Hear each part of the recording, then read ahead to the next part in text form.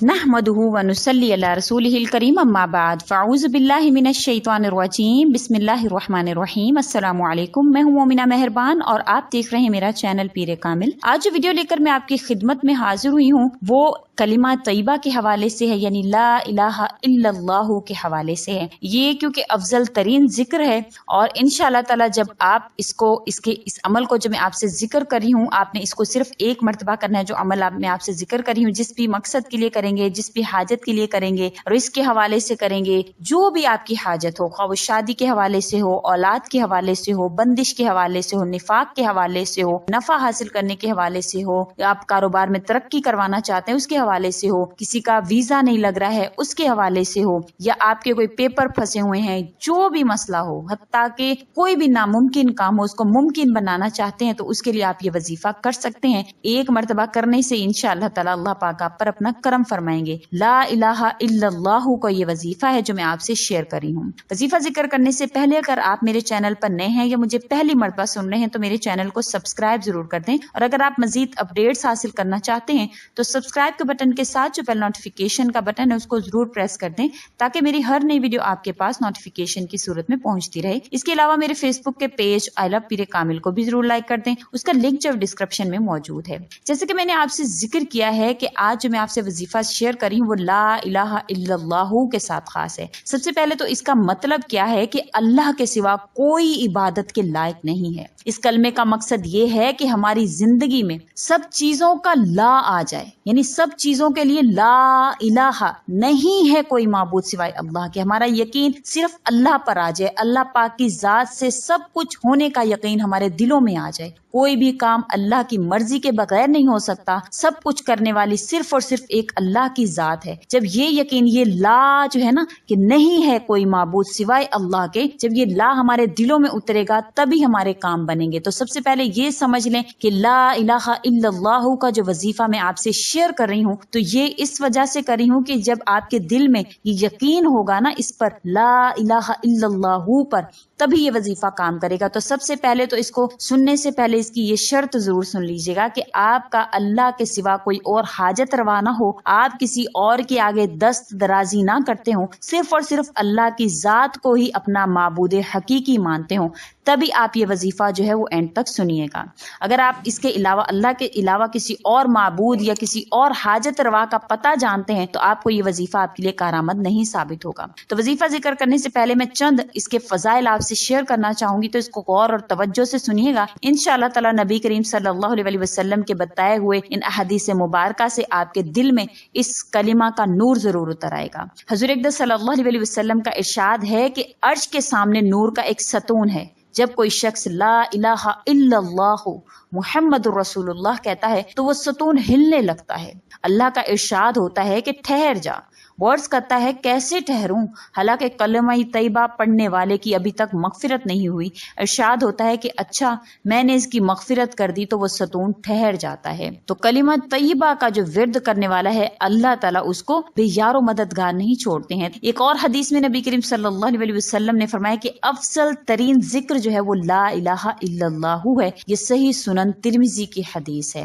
इसके अलावा नबी करीम सल्लल्लाहु अलैहि वसल्लम ने फरमाया कि ला इलाहा इल्लल्लाहु पढ़ने वाला अपने आप को अल्लाह ताला से खरीद कर दोजख से आजाद कर लेता है। तो इसके हवाले से कि ला इलाहा इल्लल्लाहु को जब यकीन से पढ़ा जाएगा तो अल्लाह ताला इंशाअल्लाह आप पर करम नवाजी फरमाएंगे। हज़रत अब्दुल्ला बिन उमर बिन आस रजी अल्लाह तआला अन्हु कहते हैं कि मैंने नबी करीम सल्लल्लाहु अलैहि वसल्लम को फरमाते हुए सुना कि कयामत के दिन अल्लाह ताला सारी मखलूक के सामने मेरी उम्मत के एक आदमी को लाएगा और इसके सामने गुनाहों के 99 रजिस्टर रख दिए जाएंगे। हर रजिस्टर हद्दे निगाह तक फैला हुआ होगा। फिर अल्लाह ताला इस आदमी से पूछेगा तो अपने इन आमाल में से किसी का इनकार करता है क्या? नामा अमाल तैयार करने वाले मेरे कातिबों ने तुझ पर कोई जुल्म तो नहीं किया? वो आदमी कहेगा नहीं या अल्लाह।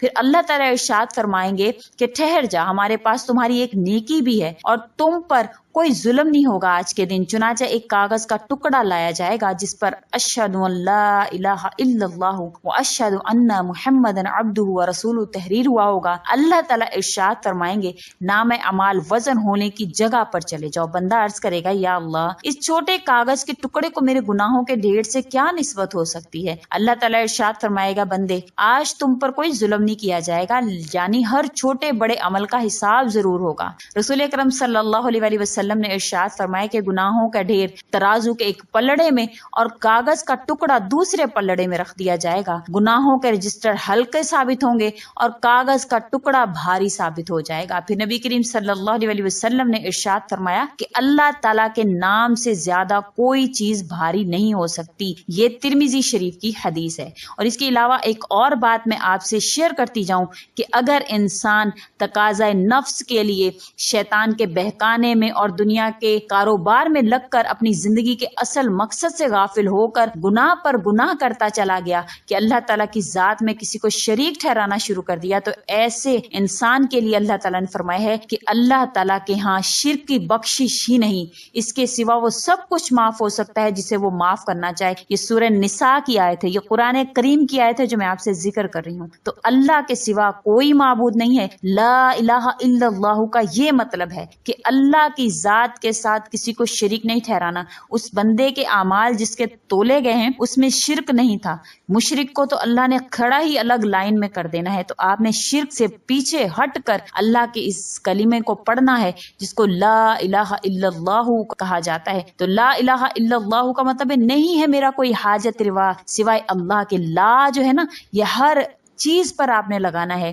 کہ کوئی رزق دینے والا نہیں ہے مجھے سوائے اللہ کے، کوئی عزت دینے والا نہیں ہے سوائے اللہ کے، کوئی ذلت دینے والا نہیں ہے سوائے اللہ کے، کوئی کاروبار دینے والا نہیں ہے سوائے اللہ کے، کوئی شادی میری کروانے والا نہیں ہے سوائے اللہ کے، کوئی میری زندگی میں لانے والا نہیں ہے سوائے اللہ کے، کوئی زندگی سے نکالنے والا نہیں ہے سوائے اللہ کے، کوئی زندگی دینے والا نہیں ہے سوائے اللہ کے، کوئی موت دینے والا نہیں ہے سوائے اللہ کے، کوئی میری محنت کو ضائع کرنے والا نہیں ہے سوائے اللہ کے، کوئی مجھ پر لگانے والا نہیں ہے سوائے اللہ کے، کوئی مجھ پر احسان کرنے والا نہیں ہے سوائے اللہ کے، کوئی مجھ پر رحمت کرنے والا نہیں ہے سوائے اللہ کے۔ ہر چیز میں آپ نے اس لا کو لانا ہے کہ لا الہ الا اللہ، نہیں ہے کوئی معبود سوائے اللہ کے، یعنی اللہ ہر چیز پر قابض ہے۔ پھر آپ کو اس عمل کا فائدہ حاصل ہوگا۔ تو آسان سا عمل ہے، کرنا آپ نے کیا ہے کہ آپ نے 70,000 مرتبہ جس بھی مقصد کے لیے کریں آپ نے منت ماننی ہے اللہ تعالیٰ سے کہ یا اللہ پاک میں 70,000 مرتبہ اس کلمہ کو پڑھوں گا میرا فلاں کام ہو جائے۔ تو انشاءاللہ تعالیٰ جب آپ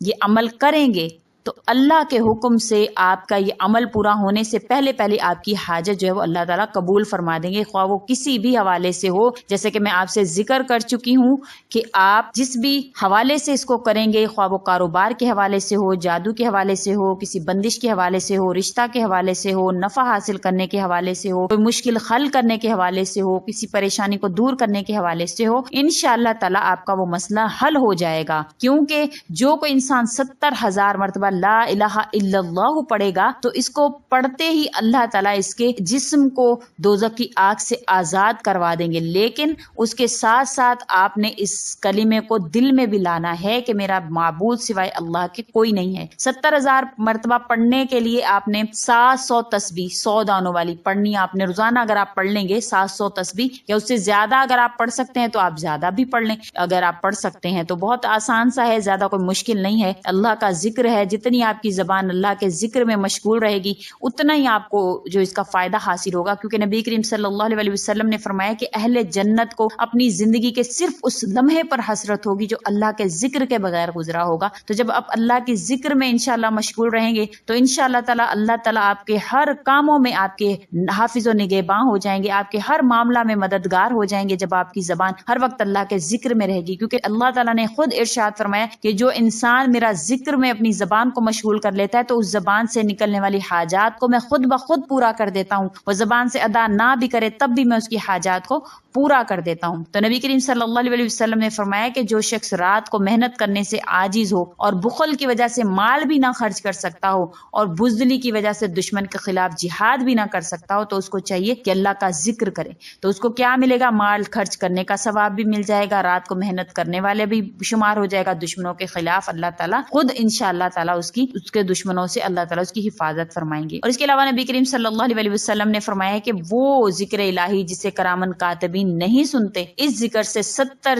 درجے بہتر ہے جسے وہ سنتے ہیں۔ تو اللہ کا ذکر جو ہے وہ ہر وقت اپنی زبان پر جاری رکھیں، اللہ تعالیٰ آپ کے حامی اور ناصر ہوں گے۔ اور اس عمل کو ضرور کریں جو میں نے آپ سے شیئر کیا ہے، 70,000 مرتبہ کلمہ کو پڑھ کر منت ماننی ہے۔ پہلے آپ نے جو بھی حاجت ہے اس کو دل میں رکھتے ہوئے آپ نے اس کی منت مان کے پھر اس کو پڑھنا ہے روزانہ کی بنیاد پر۔ جتنا آپ پڑھتے جائیں اس کو لکھتے جائیں کہ میں نے آج اتنا پڑھا ہے، کل پھر اس سے اگلے دن لکھتے جائیں۔ جب 70,000 پورا ہو جائے گا تو انشاءاللہ جس بھی مقصد کے لیے کیا ہوگا آپ کو وہ مقصد اللہ پاک آپ کو حاصل کروا دیں گے۔ نہایت آزمودہ مجرب وظیفہ ہے جو میں نے آپ سے شیئر کیا ہے، ضرور کیجیے گا۔ کلمہ طیبہ افضل ترین ذکر ہے، جتنی بھی دنیا میں اشیاء ہیں، جو بھی زمین آسمان ہر چیز سے بہتر ہے۔